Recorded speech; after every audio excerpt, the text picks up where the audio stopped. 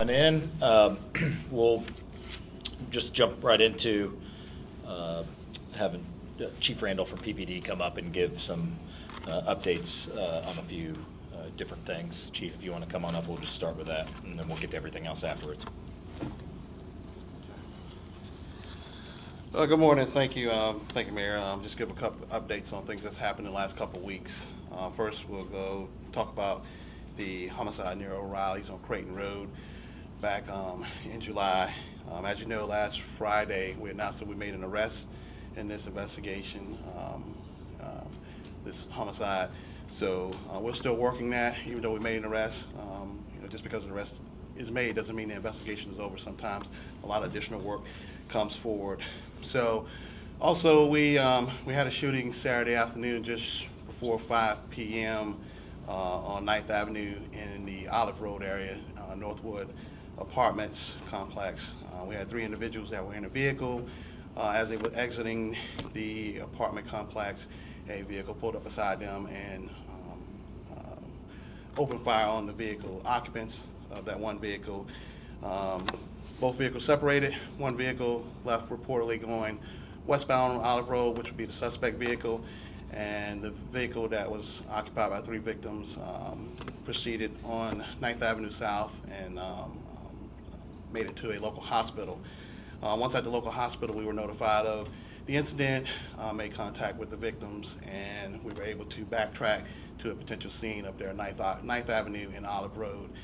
That investigation is still ongoing. A lot of follow-up investigation, not only with the victims that was involved, but looking for witnesses in the area, searching and canvassing the area for any video surveillance or pictures that we can find. I do put a call out to the public because in today's society we do have a lot of people that travel and have in-car camera systems. So a lot of times we don't think about that as we're traversing through our daily duties, we may have captured something on camera in our in-car camera. So I would ask the public to go back, and if you were in that area during that time of day on Saturday, just shortly before 5 p.m., if you could check into your in-car video cameras if you had one, and relay that information to us. As always, if you have any information, no matter how big or how small, please contact Crime Stoppers at 433-STOP or use the P3 app.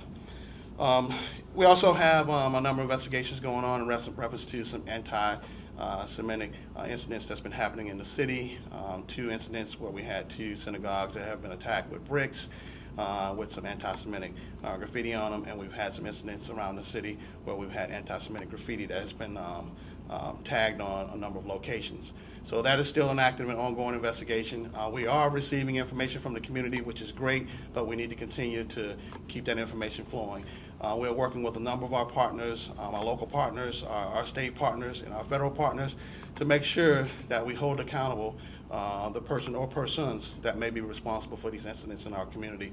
And we've been working hand in hand with our Jewish community to make sure that they are safe and understand the aspects of the investigation. Those are some updates on some of the things that we have going on right now, and I just wanted to bring that to the attention this morning, and thank you, Mayor, for the opportunity to provide these updates. Chief, can I ask you a question? Yes, sir. You spoke with us just yesterday about gun violence, and there's been a lot of talk in the community about, this gun violence ramping up and possible retaliation. Is PPD actively looking at new ways to combat this gun violence? Yes, in law enforcement, and specifically PPD, we are always looking at new ways to combat gun violence. And I tell you, in a number of areas, in a number of communities, the relationship that the police and the community has, and the relationship that law enforcement has. We partner each and every day with our brothers and sisters from the Sheriff's Office. You hear about the new technologies that are coming out there that takes time to bring online, but utilizing those technologies, and we partner and work every day and collaborate. And those are some of the new things that we're doing to address gun violence, working together like in instances like Operation Brownsville, where you had not only public safety, but you had the whole of government and whole of the community approach to look at a community, come in and take a community under its wings and do a lot of different things. So it's not only just law enforcement, but it's about the intricate investments that government and the community makes as a whole, for-profit, government, and nonprofit as well. So there are a whole host of things that we're looking to do. And as the mayor has talked about in his press conferences and his meetings and things of that nature, the investments that we're making back into the community, affordable housing, looking at things of that nature. So it all counts. And things like that. And education is important as well. So it's a whole community, whole government approach in how we address gun violence. There's not just one thing, because there's no single recipe that's going to solve the problem, because every situation is different. So we have to tailor it to be individualized to individuals, individual households, individual communities, and individual neighborhoods as well. Do you think gang activity in Pensacola is on the rise? You know, that's a very interesting question, you know, because, I mean, there's a lot of information that comes with gang activity. I mean, what is considered a gang? You know, there's so many different definitions. Most communities have what we call hybrid gangs, that are a group of people that are hanging together, and, you know, they call themselves one group or another group. But there's no formal meetings like you would see back in the days when you had, you know, the Crips and the Bloods in L.A. and Little Rock, Arkansas. It's more hybrid in nature, where, you know, I just talked yesterday about a lot of these kids that are involved in some of this gun violence and violent activities. You know, they grew up together. They lived across the street from each other. They played football together. They went to school together.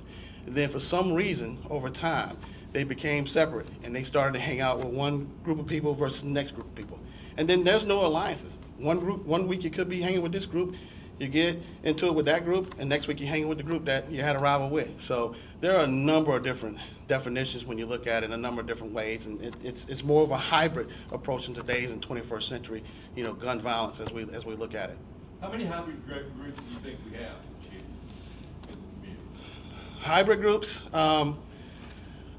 that's another very interesting question, because, I mean, as you delve into the issue, I mean, you can look at several different, you know, big names that you may come up with, but you get people together and they may call themselves another different name, because, you know, sometimes it's you know, a group, you know, a rap group or something like that, and, you know, not just to say, you know, music or anything like that, but, you know, there's all kind of different aspects you got to look at, you know, and to put one number on it, I can't say that today, because it's fluid. Do y'all see a connection between the shooting at Creighton Road and Olive and the shooting that happened this weekend? What I can say right now, based on the information that I have and the information we continue to receive, there is a possible connection. I say possible connection because, as you know, with any of these investigations, they turn on a dime based on the information that you get. So as we get further and further in the investigation, I'm sure we have a little bit more concrete evidence, but right now there's a possibility of a connection. Chief, of the anti-Semitic graffiti, first, are we getting closer to figuring out who's doing this? And second, what is your message to whoever keeps doing this? Yes, so like I said, the community has been great. We continue to get information from the community, and we continue to need information from the community. My message to the persons involved is we're going to find you. And, you know, like I said yesterday when I talked to one of the other news channels, is, you know, this is very serious. You know, you put people in fear for the actions that you're taking to try to promote some type of vision or ideology that you have. So we're using every tool in our toolbox to find the person or persons responsible. And we will use every aspect of the law to prosecute the individuals involved. You may not be able to say too much, but kind of what goes in someone to working with those state, local, and federal partners for this? A lot of information sharing, a lot of expertise, a lot of forensic analysis and things of that nature. And like you said, a lot of the stuff I won't go into because it's investigative techniques and things of that nature. But it's a whole law enforcement approach to collaboration on these investigations. And when you bring in, you know, resources not only from the local, state, and national level, you bring a lot of expertise and weight with it as well.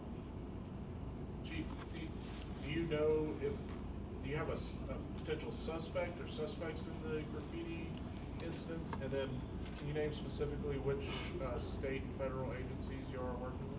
So I won't be able to name any specific suspects or anything like that. Like I said, we have information that is coming in from the community that is helping us move the investigation forward. Like I said, these investigations can spin on a dime. As far as the agencies that's involved, we have the Pensacola Police Department, Florida Department of Law Enforcement, and we're working with our partners from the Federal Bureau of Investigation as well. Chief, in your tour here, gun violence, do you see any evidence of interstate actors involved in this? You know, after the Hurricane Katrina time, there was a lot of drugs coming in this direction from East Texas and South Louisiana. Do you see, and the weapons, are the weapons local? I mean, do you trace these weapons? Where are they coming from? You know, very, very good question as well. You know, last month, actually it was June, I'm sorry, had the opportunity to attend a national meeting at the ATF headquarters about crime gun intelligence. And one of the things that we're seeing across the country is a lot of the firearms that are being involved in a lot of the gun violence that's going on in the country are being stolen. Stolen from private owners, stolen from gun dealers, and a lot of times they're stolen from when we talk about these car burglaries and things of that nature. So guns can, you know, come from the community where they were legally purchased within the community and then stolen. And then there's another phenomenon of privately made firearms. There's a phenomenon of privately made firearms where firearms can be purchased online and don't have to have a serial number and things of that nature. So it's a possibility that those that are out here looking to do harm in the community are trying to circumvent one system to utilize the other system to obtain these firearms. So now, and what was the second part? What was the other part of your question? I apologize. Interstate actors, outsiders. Now, in a number of the things that we have investigated, there have been far and few between were interstate actors. Now, we have had in our investigations where we have made arrests out of state, just like this last homicide, we made an arrest out of state where someone commits a crime and then flees to another location.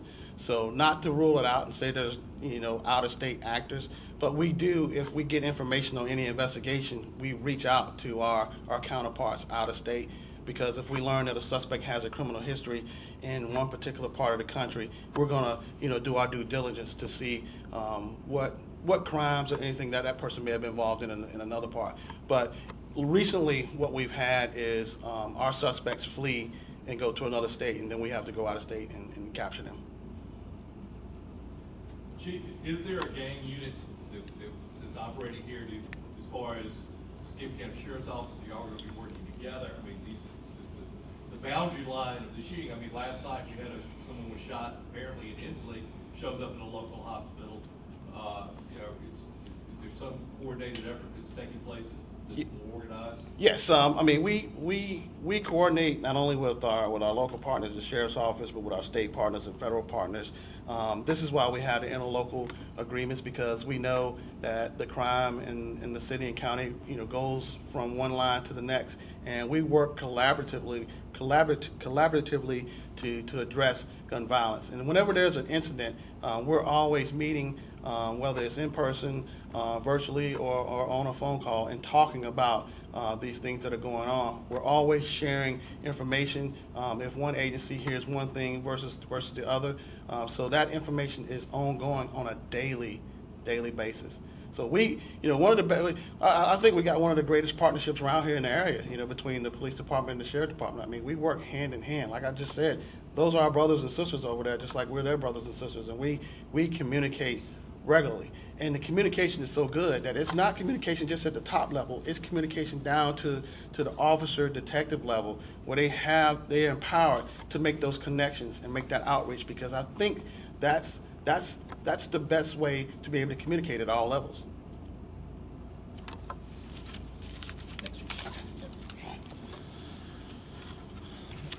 All right, and just to, you know, put a bow on that, obviously, to be frank with you, I hate even giving the dignity of attention to things happening like this graffiti and the anti-Semitism. You know, it's obviously these are cowardly acts. It's, you know, happening, you know, and not with anyone's name on it, but, you know, trying to incite fear or certainly hostility towards people in Pensacola, and we're not going to tolerate it. So I've second what the chief just said. We're going to find them, and our comments are limited in this, and the fact, as I said, that I don't think that a person or people like this really deserve the dignity of the attention that they're craving. But I have full confidence in our police department in getting to the bottom of it, and then perhaps they'll get the attention that they want then. A couple other updates.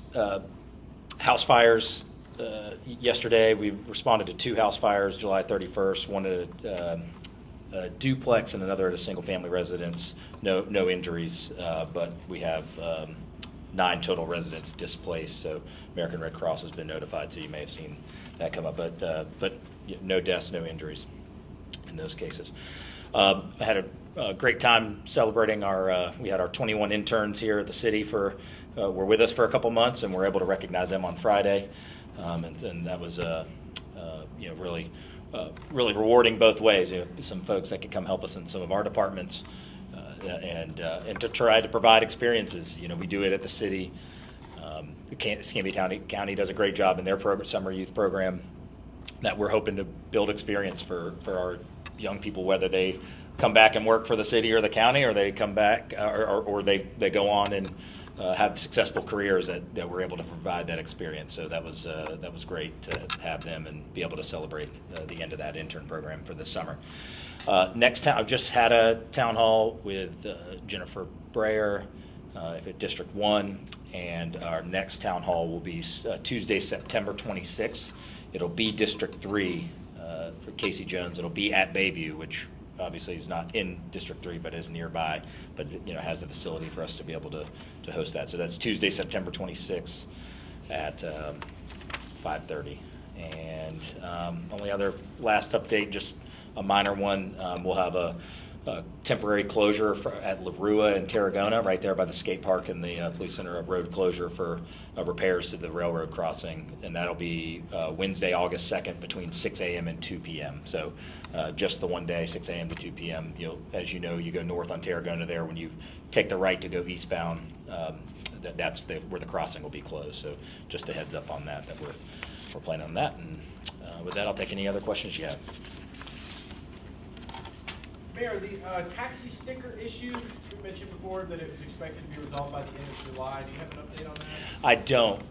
I know that last update I had gotten from Matt at the airport is that we were on track making progress. I just haven't gotten an update back to me yet. So we'll certainly follow up with that. But my last understanding is we weren't hitting any hurdles, and so if it isn't something already in the books, then it should be here very shortly. But we'll follow up with some updates on that.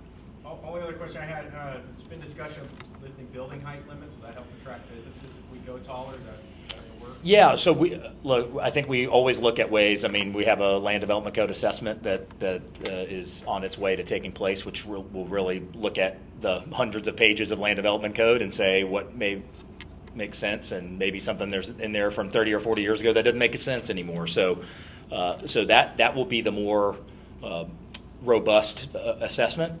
But in the meantime, we've looked at some what I believe to be some low-hanging fruit items like parking requirements for developments, like height, and we seem to have a little inconsistency isn't the right word, but just over time, as you've started to designate different heights in different areas, you kind of put a Band-Aid on and another Band-Aid on, and then you look at it at the complete level, especially in the downtown commercial core. A change to that, a drastic change to that would be the comp plan and some other things. I think we're going down the road of we haven't decided this yet, but we're going down the road of seeing, in the same way that the city can give density bonuses, and we have before in the city, for certain character standards or certain qualities of the development, whether it be public waterfront access was one. I know that it came up before, that providing that in turn could give the developer some additional density, but that doesn't actually address height. So that means if you can add more units on the space as provided, but we may look at an additional incentive that also includes height, and if you can get more units, at the end of the day, and the budget that you guys now have in front of you, as it always is, about a third of our revenue in the general fund comes from property tax. And so, the better way for us to grow that revenue stream is not to charge the existing people more money. It's to have more people living here and have more taxable value in the city. And so height allows you to do that on the same amount of soil with the same number of fire hydrants and the same number of intersections. So, it's a tactic that cities are getting smarter about. If you look at Senate Bill 102 with the state of Florida for affordable housing, it's addressing many of those ways to try to not only promote density at scale, but really to preempt local governments for density and height at scale. So I think we're all trying to row the same direction, which is we need more units for a lot of different reasons. So we're certainly looking at the local level if there's ways that we can help promote that. Yeah. Mayor, on SB 102, a number of municipalities in Florida are now starting to revise and rescind municipal ordinances that may be at odds with SB 102, things such as tenant rights, other things. Do you see any city ordinances that may conflict right now with SB 102? Not off the cuff. We have had a conversation about what actions we would take based on 102, and my position right now is there's still some things to be learned here. If we were to we could start taking those actions a little too early. Based on what happens. I know that there's even some language that's being kind of promoted amongst the rulemaking and all of that that we'll take a look at. I was able to be at a meeting with some of the Florida Housing Finance folks last week and got as updated a brief on 102 as we can get, which still, again, includes some unknowns. But the thing that we heard a lot about throughout the process in the spring, which is this missing middle housing, which is where local governments will be preempted, but it'll be if you build 80 to 120% AMI, you'll have a 75% credit on whatever ratio of your project includes those units. And if you go to 60% AMI, it'll be 100% tax abatement on. And it would be something, it won't be for a static period of time. It would be something that you would renew and update based on if those units still match the dollar amounts. So we're learning a little more every time it comes up, but of course we'll make the necessary changes once we get there. But I'm not sure everything is 100% finalized yet, so we had probably maybe a little too early at this point for us to consider all those ordinance changes. Yeah. I talked to Jennifer this morning on the radio. One of the things she brought up about the town hall was the summit came up towards the end, and there were some questions about the wide difference between the latest traffic study and one that DOT did in 2019. What are your thoughts?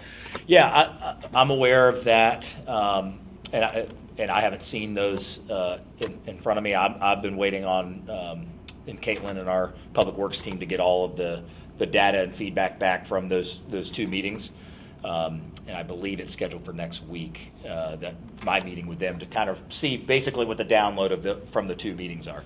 But also remember, converging in this right now is we have an active transportation plan that was upwards of $200,000 that was paid for and started well over a year ago, that addresses these issues not just on one street but also all over the city.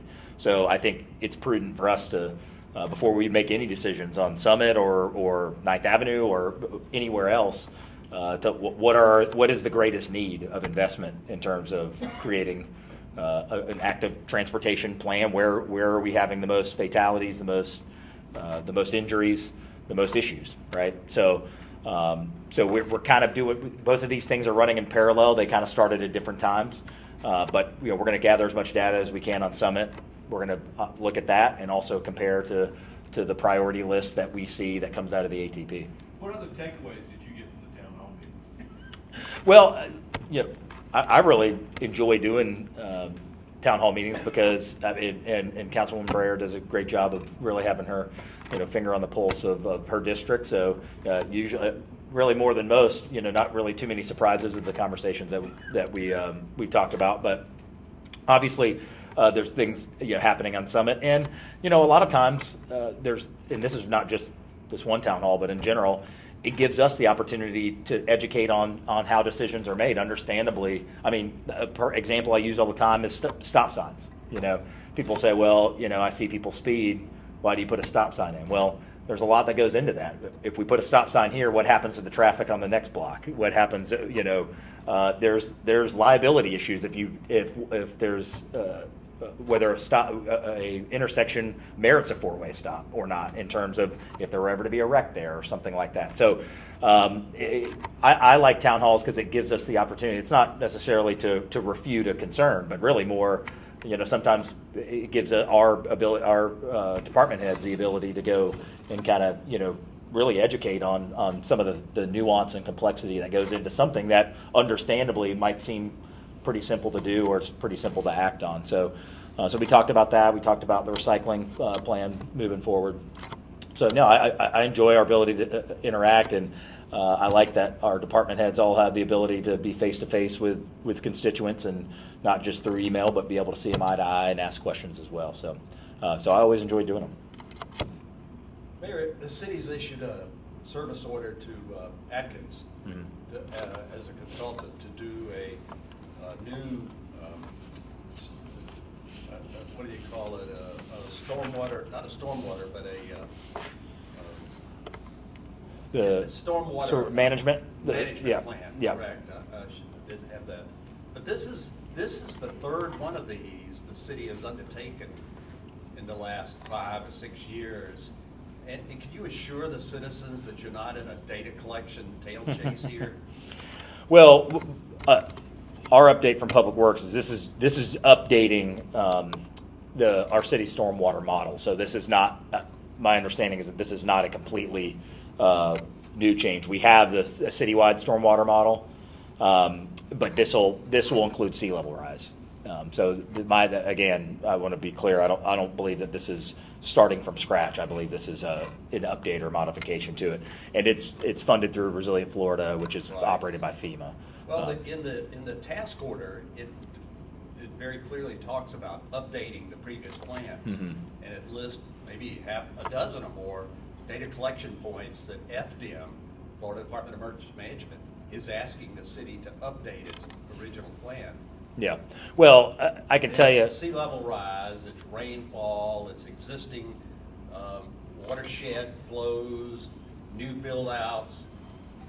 Yeah. Well, look, I think whether it's that, whether it's, there's a lot of different studies that we do or annual reports that we do that bring value. I mean, I would say if a citizen's watching that the ability to have this updated also gives a certain rating score that also can positively affect your insurance premiums and things like that as well. So there are other things in play. It's not doing things like this aren't always dovetailed with that we're going to do it's because of doing a multi-million-dollar project. These are things that we just should have updated because we don't know when decisions are made or when grants are awarded or things like that, where having that data, and I can tell you, there's a real good chance that the $60 million that came from HUD and CDBG, a lot of that is a robust application that has data that's available. If we had said, oh, well, this is data from 20 years ago about this particular census tract, loses a little bit of its credibility. So we like to have as much updated data on hand, not because the old cliche of, well, we do a study and it collects dust. Well, sometimes you use studies like this, updated studies like this, in many different things, not just on capital projects, but also on grant applications, on things that can positively impact insurance premiums, things like that. So we're never going to, and certainly, that's how I am, and we're never going to shy away from making sure that we have the best information we can to make decisions. So this particular study, once it's completed, will it trigger release of grant money? I mean, what projects is this depending on? Well, I'm not. That was my point. I don't think I haven't been told that this is predicated on any specific project happening that I'm aware of. You'd have to ask Amy Tootle if there's something tied to something pending. But my point is when you apply against other communities in the state or in the country, and you say, here's our greatest need for stormwater resiliency, here's our greatest need for whatever. You want to be able to say, well, we did this study 6 months ago, and this is exactly where we sit, not 20 years ago or 10 years ago. So what I'm saying is it equips us in our tool belt to make sure that we have the most updated information in case we do apply for something. So I'm not aware. I wouldn't say that definitively without Amy Tootle, and we can follow up on that. I'm not aware of that this is action taken on one particular grant that's already been awarded or taken place. I think this is just good for something for the community to have. Yeah. You know, there's been a lot of coverage of the cleanup of the homeless on the Brent Lane area. I've noticed the last couple of weeks we've got at least 10 homeless people sleeping on Palmbach Street, just between government and Chase. What's going on with, as far as, we talk about affordable housing, we're looking at a lot of different things. Where's the homeless reduction task force? Is it still meeting? Or have we adjusted as a city to what, I don't know where the new homeless are coming down. Are they coming from there, or are they coming from elsewhere? Yeah, I mean, I would say anecdotally, not based on some official measurement, but anecdotally, I've gotten more emails. I've seen, I've had more discussion about it since then. And again, that's all speculation, Right. but I would don't assume. want to make that jump either, but Yeah. there does seem to be an increase downtown. Yeah, so we have a meeting with some county leaders, some city leaders, city staff, about really the bigger picture of the future of the funding that we have right now. Again, we have about $1.1 million of ARPA funding still allocated to. It was about $750,000 for homeless reduction, and then there was about another $370,000 or so that was based from Lotus campaign, and obviously they aren't coming here. But I think we need to have a big conversation. I know that the county's got about $4 million, and we're trying to have a conversation that makes sure that we maximize the value of those dollars. And I can't see any other way to do that other than collaboratively. If we were to decide to use $1 million on one tactic that doesn't marry well with something that the county wants to do, I think that's a failure on our part and on the county's part. So we have a meeting. I don't remember exactly. We have a meeting scheduled. I know myself, Wes, some people at the county, some people at the city, to say let's go hand in hand and what our plans are moving forward. Obviously, there's been conversations about whether it's congregate shelter, low barrier shelter. Those conversations have taken place over months and years now, and we'll certainly see how that goes. And I'm not sure of the exact schedule of the homeless reduction when they have been meeting. I know that. I don't remember when the last meeting was. It's been recently, but we've been focused primarily on this city county. Let's come together and figure out how we can best get these dollars in use and in play. So, at the end of the day,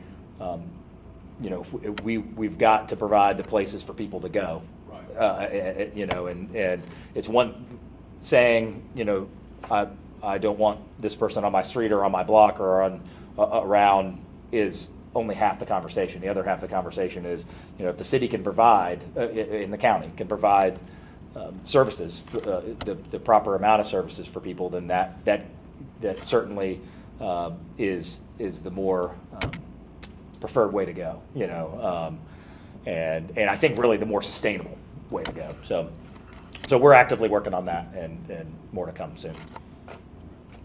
And to follow up on that, do you think the situation out in Brent, does that highlight the need for a low barrier shelter, or what do you think the policy decision city and county should be? Yeah.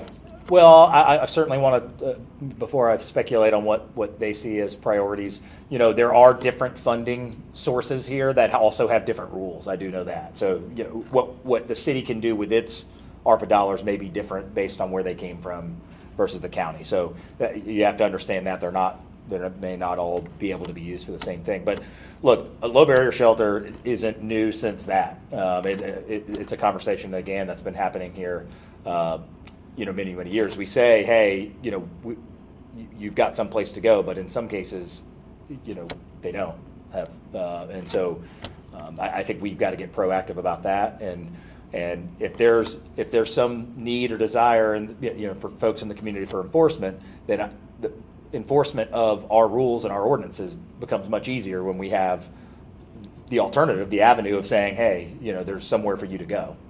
And without a low barrier shelter, I don't know that we can all truly say that yet. So we'll work on that, and as I said, we'll get with the county and work with them on what their priorities are.